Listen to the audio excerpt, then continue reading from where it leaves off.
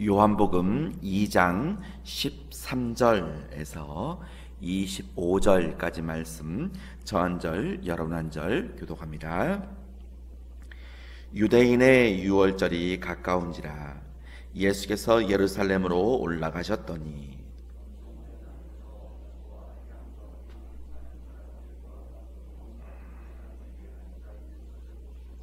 노끈으로 채찍을 만드사 양이나 소를 다 성전에서 내쫓으시고 돈 바꾸는 사람들의 돈을 쏟으시며 상을 엎으시고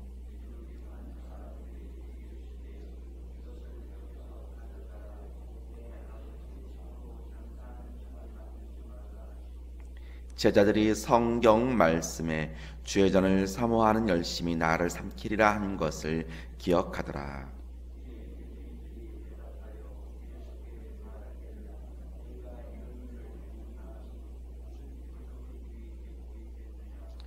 예수께서 대답하여 이르시되 너희가 이 성전을 헐라 내가 사흘 동안에 일으키리라.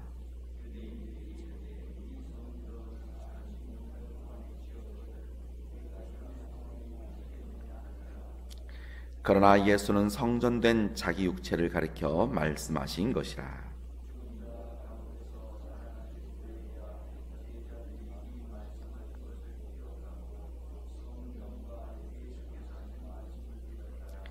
유월절에 예수께서 예루살렘에 계시니 많은 사람이 그의 행하시는 표적을 보고 그의 이름을 믿었으나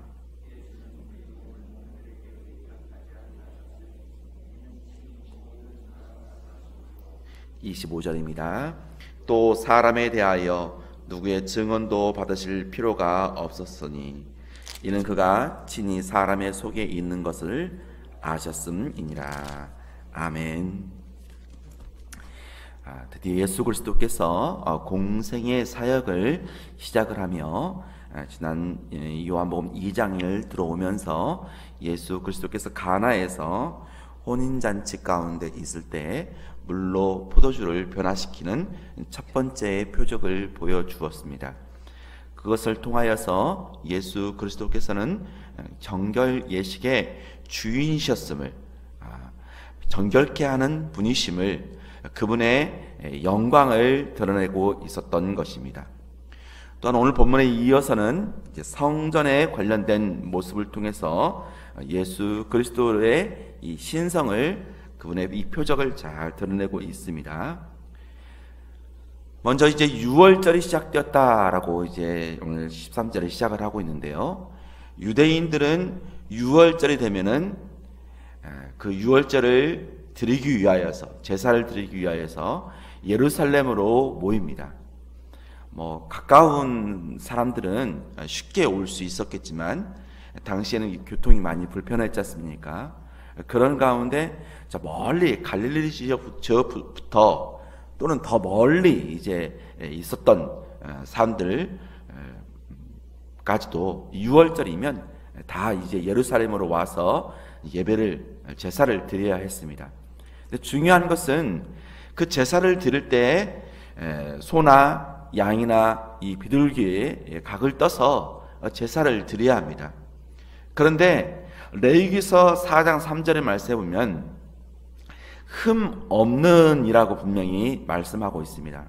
그러니까 멀리서부터 이 짐승을 데리고 오면은 그 짐승이 오다가 어디 다치거나 또 상처를 입거나 그러면 흠이 있게 되지 않습니까? 그죠? 그러한 제물로 제사를 드려서는 안 됩니다. 예를 들어서 부산에서부터 한번 좀 너무 많은 거리를 쓸 수 있는데요. 대전까지를 생각합시다. 대전에서부터 서울까지 와서 이제 짐승을 몰고 와서 제사를 드린다고 생각을 해봅시다. 근데 그것이 쉽지 않지 않습니까? 1시간에 오는 것도 아니고 2시간에 오는 것도 아니고 며칠에 걸쳐서 와야 하기 때문에 복잡한 일입니다. 그래서 이 멀리서부터 오는 사람들의 입장에서는 그것을 미리 포기를 하고 예루살렘에 가까이 와서 그곳에서 흠이 없는 짐승을 찾아서 이렇게 제사를 드리는 일들을 했습니다. 그 일들을 생각한 것이 종교 지도자들이 당시에 제사장이라든지 또 바리새인이라든지 그 사람들이 그곳에서 이익들을 생각하고 있었는데, 바로 그 제사로 사용되어 오는 그 동물들을 파는 그런 일들을 했던 것입니다. 그러니까 성전 안에서 그 파는 일들을 통해서 그들이 폭리를 취하기 시작한 것입니다. 그것뿐만 아니라 그들이 이제 예루살렘에서 이 제사를 드리기 위해서는 성전세를 내어야 됩니다. 두루요 화폐로 바꾸어서 드려야 되기 때문에 이 세를 환전하는 그러한 일들을 통해서 똑같이 탐욕을 채우는 그러한 일들을 그들이 했던 것입니다. 그러나 이 예수 그리스도께서는 그 일들을 보자 아버지의 집에서 이 장사하는 일들을 하는 그런 모습을 보며 장사하는 집을 만들지 말라라고 분명히 예수님이 16절에 호통을 치고 있는 것입니다. 아버지의 집에서 예수 그리스도께서 누구이신지를 이 요한복음은 그 예수 그리스도의 인성도 많이 드러나지만 특별히 신성을 드러나는데, 바로 아버지와 하나님의 아버지와 예수 그리스도의 이 관계성, 즉 상호 내주성을 잘 보여주고 있어요. 1절부터 요한복음의 1장부터 들어오면서 분명히 그가 태초에 하나님과 함께 하셨다라고 분명히 말씀하고 있습니다. 그러니까 하나님 아버지와 예수 그리스도 상호 내주적인 그런 관계임을 말씀해 주고 있고, 그렇기 때문에 이 아버지의 집이 어떤 집이라는 사실을 그 누구보다도 잘 알고 있었어요. 바로 기도의 집이라는 사실을 누구보다 잘 알고 있었던 것입니다. 그런데 정작 기도의 집으로 만들기를 힘써야 할 이 제사장들, 종교 지도자들은 그렇게 만들어가고 있는 것이 아니라 바로 자신들의 탐욕을 취하는 그러한 장소로, 장사하는 집으로 만들고 있었던 것입니다. 잘 생각을 해보십시오. 성전에서 제사를 드리는 이유가 무엇입니까? 우리가 예배당에서 예배를 드리는 이유가 무엇입니까? 온갖 죄악과 탐욕의 사죄함을 받고 거룩해지는 것입니다. 그런데 그들은 오히려 온갖 죄악을 저지른 곳으로 만들었던 것입니다. 우리가 하나님께 예배를 통해서 거룩해지고 있는 것은 무엇이냐면 결국 하나님과의 관계의 회복이고 가까이 나아가는 것입니다. 그러한 성전을 바로 오히려 죄악을 만드는 곳으로 나아가면 안 되는 것입니다. 결국 그렇게 되면 예수 그리스도께서 오늘 본문에 나와 있는 것처럼 화내실 수밖에 없는 것이죠. 주의 전을 그렇게 만든다면 그럴 수밖에 없는 것입니다. 예수님은 그 누구보다도 주의 전, 이 하나님의 이 전을 그 누구보다도 사모하며 또 열심을 갖고 있으신 분이셨습니다. 그렇기 때문에 17절에 보면 제자들이 성경 말씀에 이미 구약성경 시편 69편에 말씀하고 있는 것처럼 주의 전을 사모하는 열심이 예수 그리스도께 있었던 것입니다. 사랑하는 성도 여러분, 저와 여러분 또한도 세상의 더러움 가운데 우리의 마음들, 그곳에 죄악된 곳에 우리의 중심들이 있는 것이 아니라 정말 주님의 그 전을 사모하는 그 열심, 하나님 아버지와 내주하는 그 열심 가운데 있는 것처럼 저와 여러분도 하나님과의 그러한 깊은 함께함에 그러한 열심이 저와 여러분 가운데도 있기를 간절히 바랍니다. 단순히 외형적인 부분에 우리가 드려지는 그런 모습에 집중하는 것이 아니라 정말 내면에 하나님께 회개하며 나아가고 있는지, 정말 하나님께 예배하는 그런 일들, 성도의 그 모든 일의 목적과 과정과 결과가 하나님의 뜻에 합당하고 있는지 우리 자신을 점검하기를 간절히 바랍니다. 그러면서 예수님은 18절부터 22절까지의 말씀을 통하여서 자신의 이 몸을 성전에 비유하고 있습니다. 예수님께서 그렇게 성전의 이 지도자들이 탐욕 가운데 있는 모습을 보고 호통을 치자 그 성전의 지도자들은 예수님이 무슨 자격으로 그런 일을 하는지 한번 표적을 보여봐라 라고 얘기를 하고 있습니다. 그 말씀은 무엇이냐면 정말 너가 메시아라면 그 하나님의 아들로서의 그 증거를 한번 나타내 보여라 라고 하는 것입니다. 그래서 예수님께서는 분명히 말씀합니다. 이 성전을 헐면 자신이 사흘 안에 그 성전을 일으키겠다라고 말씀하셨습니다. 예수님의 이러한 말씀은 외형적인 이 눈에 보이는 건물을 말씀해주고 있는 것이 아니라 바로 예수 그리스도께서 우리의 더러운 그 모든 죄를 다 지시고 십자가에 죽으신 후에 사흘 만에 부활하실 것을, 사흘 만에 부활하는 자신의 몸을 가리켜서 말씀하고 있는 것입니다.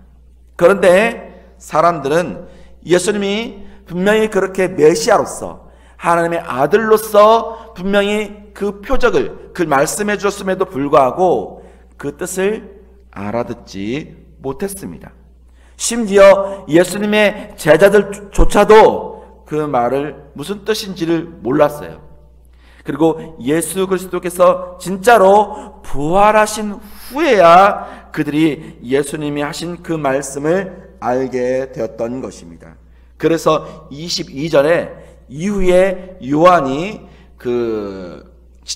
지난 시간이 지난 후의 관점에서의 22절에 말씀하고 있죠. 죽은 자 가운데에서 살아나신 후에야 제자들이 이 말씀하신 것을 기억하고 성경에 예수께서 하신 말씀을 믿었더라라고 말씀하고 있는 것입니다.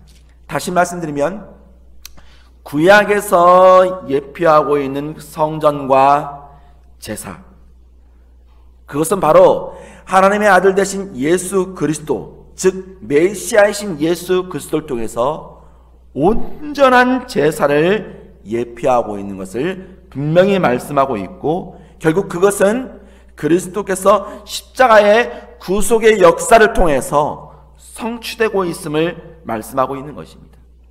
예수 그리스도의 그 몸을 통하여서 성전의 목적과 기능이 완성된 것입니다. 예수님은 이와 같이 성전의 의미와 역할의 이 중요성을 보여주고 있는 것입니다. 사랑하는 성도 여러분, 저와 여러분 또한도 우리가 예수 그리스도를 만나고 성령이 우리 안에 거하심으로 우리 또한도 하나님을 예배하는 삶을 살아가게 된 것입니다. 그래서 고린도전서 3장 16절 말씀에 보면 너희가 하나님의 성전인 것과 하나님의 성령이 너희 안에 계신 것을 알지 못하느냐라고 분명히 말씀하고 있습니다. 그러므로 저와 여러분이 오직 예수 그리스도를 통하여서 우리가 하나님을 만나고 하나님의 영광을 볼 수가 있는 것입니다. 그리고 예수 그리스도 안에서 바로 하나님과 상호 내주의 이 관계 속으로 들어갈 수가 있는 것입니다. 예수 그리스도만이 온전한 성전이시고 예수 그리스도만이 하나님과의 내주의 관계로 들어갈 수 있는 유일한 길인 것입니다. 하나님을 만나기 위해서는 오직 예수 그리스도를 통해서만 가능한 것입니다. 그리고 예수 그리스도께서는 23절부터 끝절 25절까지 사람의 이 마음속을 그 누구보다도 잘 알고 있는 것을 보여줍니다. 많은 사람들이 예수님께서 행하신 표적을 다 보았습니다. 그리고 믿고 따른다라고 얘기를 하고 있습니다. 하지만 예수 그리스도께서는 그들에게 의탁하고 있지 않죠. 왜냐하면 그 누구보다도 예수님은 그들의 마음을 잘 알고 있었기 때문인 것입니다. 그러면 예수 그리스도의 이 표적을 본 그들의 마음은 어떤 마음이었을까요? 그들의 믿음은 어떤 믿음이었을까요? 예수님을 따르는 그런 모습은 어떤 모습이었을까요? 그들의 진짜의 모습은 호기심 가운데 있는 그러한 모습이었습니다. 그냥 표적만 따르는 모습이었습니다. 진정한 믿음이 없는 것이죠.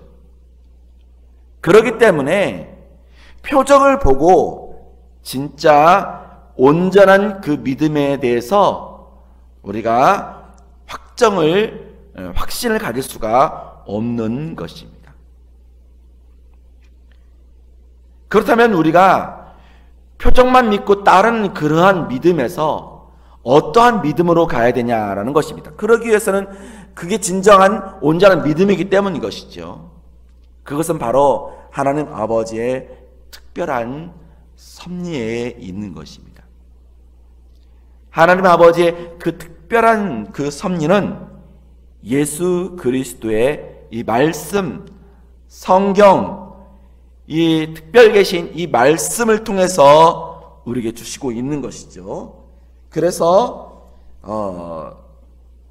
마치 22절에 제자들이 이 말씀하신 것을 기억하고 라고 분명히 되어 있지 않습니까? 성경과 예수께서 하신 말씀을 믿었더라 라고 되어져 있는 것처럼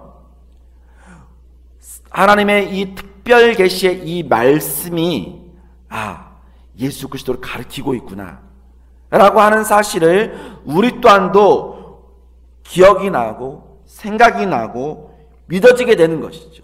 누구를 통해서요? 성령을 통해서 역사하게 되는 것입니다. 그 길만이 우리가 온전한 믿음으로 나아갈 수가 있는 것입니다. 성령의 인도하심만이, 역사만이 우리가 거듭나게 되는 것입니다. 그러므로 저와 여러분은 오직 하나님 아버지와 성령을 의지하는 그러한 은혜가 있기를 간절히 원합니다. 결론입니다. 신약시대의 성전은 성도 자체를 가리키고 있습니다. 그렇다면 사랑하는 성도 여러분, 우리의 마음은 부정함 가운데 있습니까? 아니면 청결한 그런 모습 가운데 있습니까? 우리는 우리 자신의 몸을 거룩하게 지키고 하나님 앞에 거룩한 산 제사를 드려야 함을 잊지 마십시오. 예수님께서는 분명히 화를 내시면서까지 이 성전의 오염을 책망하셨던 것입니다. 그 교훈을 따라서 우리 자신을 거룩하게 지키는 성도가 되기를 간절히 원합니다. 기도하겠습니다.